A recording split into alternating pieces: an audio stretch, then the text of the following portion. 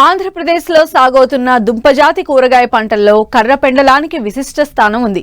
ప్రధానంగా తూర్పుగోదావరి, విశాఖపట్నం, శ్రీకాకుళం జిల్లాలో 22,000 ఎకరాల్లో ఈ పంటను సాగు చేస్తున్నారు. వర్షాధారంగా జూన్, జూలై మాసాల్లోనూ నీటిపారుదల కింద సంవత్సరం పొడవునా సాగు చేయొచ్చు.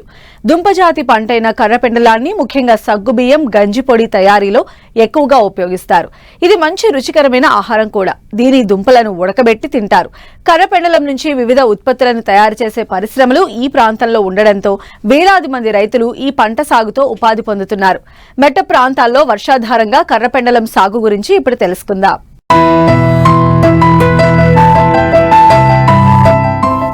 వాణిజ్య సరళిలో సాగు చేసే దుంపజాతి కూరగాయ పంటల్లో కర్రపెండలం ప్రధానమైనది.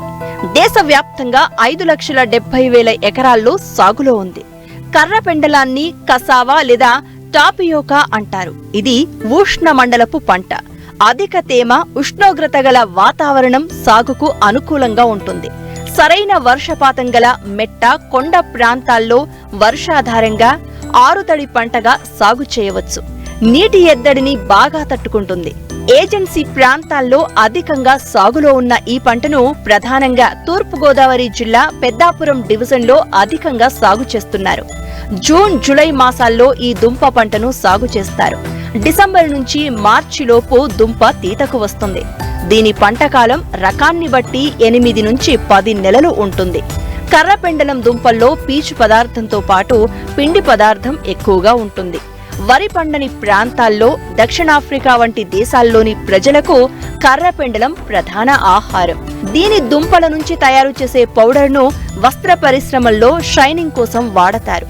అలాగే సగ్గుబియ్యం, జిగురు తయారీ, పశువుల దాణా తయారీ పరిశ్రమల్లోనూ ఇథనాల్ తయారీకి ఎక్కువగా ఉపయోగిస్తారు. దుంపలు తీయగా ఉంటాయి కనుక చిప్స్ తయారీలోనూ వివిధ వంటకాల్లోనూ వాడుతున్నారు.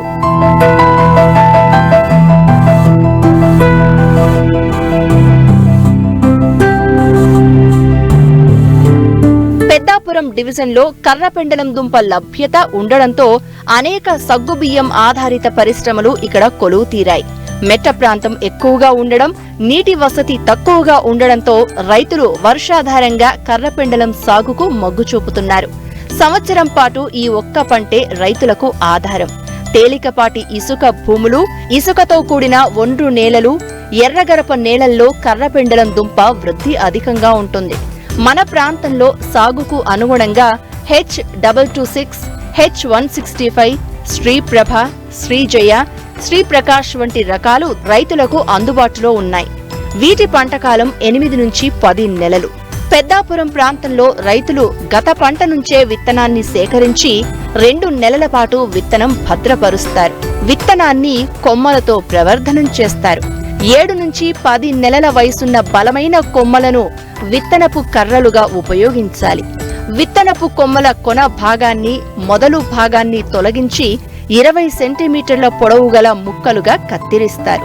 ఈ విత్తనపు ముచ్చెల నుంచి వేర్లు వృద్ధి చెందేందుకు 7 నుంచి 10 రోజుల పాటు నారుమడిలో పెంచాల్సి ఉంటుంది. ఎకరాకు 5,000 విత్తనపు ముచ్చెలు అవసరమవుతాయి. వీటిని పెంచేందుకు 1 మీటరు వెడల్పు, 2.5 మీటర్ల వెడల్పు, 15 సెంటీమీటర్ల ఎత్తు కలిగిన 2 నారుమడులు అవసరం.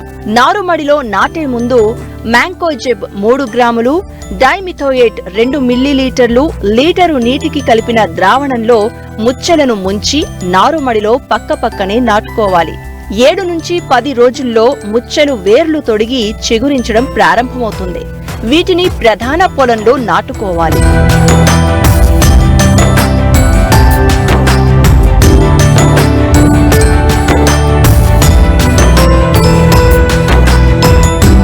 నాటే ముందు ఆఖరి దుక్కిలో ఎకరాకు 5 టన్నుల పశువుల ఎరువు, 150 కిలోల సింగిల్ సూపర్ ఫాస్ఫేట్, చెదల నివారణకు 20 కిలోల లిండెన్ లేదా మిథైన్ పెరాథియాన్ పొడి వేసి కలియదున్నాలి. నేలను 30 నుంచి 35 సెంటీమీటర్ల లోతుగా 3-4 సార్లు దుక్కి చేయాలి.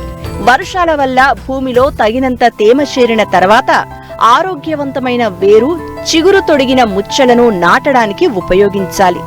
వరుసలు, మొక్కల మధ్య ఎటు చూసినా 90 సెంటీమీటర్ల ఎడం ఉండేటట్లుగా 5 సెంటీమీటర్ల లోతులో ముచ్చెలు నాటుకోవాలి. నాటిన వారం 10 రోజుల్లో ముచ్చెల నుంచి కొమ్మలు విస్తరించడం ప్రారంభమవుతుంది.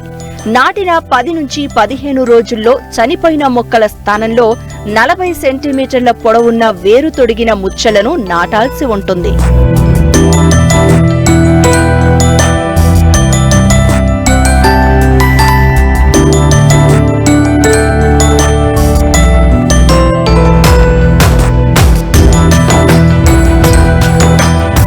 కర్రపెండలం నాటిన 15 నుంచి 90 రోజుల వరకు కలుపు లేకుండా నివారించాలి. ఈ పంటకు నత్రజని, పొటాషు ఎరువులను పైపాటుగా అందించాలి. ఎకరాకు 24 కిలోల నత్రజని, 24 కిలోల పొటాష్ సరిపోతుంది. దీన్ని 3 సమభాగాలుగా చేసి నాటిన 30, 60, 90 రోజులకు వేయాలి. ప్రతి మొక్క చుట్టూ గొప్పు చేసి మొక్కల మొదళ్లకు మట్టిని ఎగదోయాలి.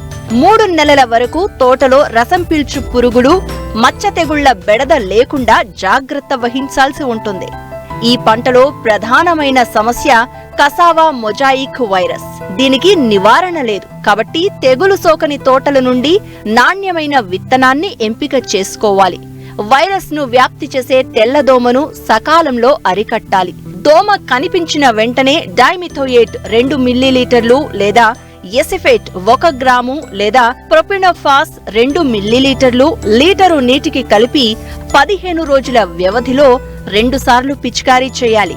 మొజాయిక్ వైరస్ ను సమర్థంగా తట్టుకునే శ్రీరక్ష 1, శ్రీరక్ష 2 రకాలను సాగుకు ఎంపిక చేసుకోవాలి.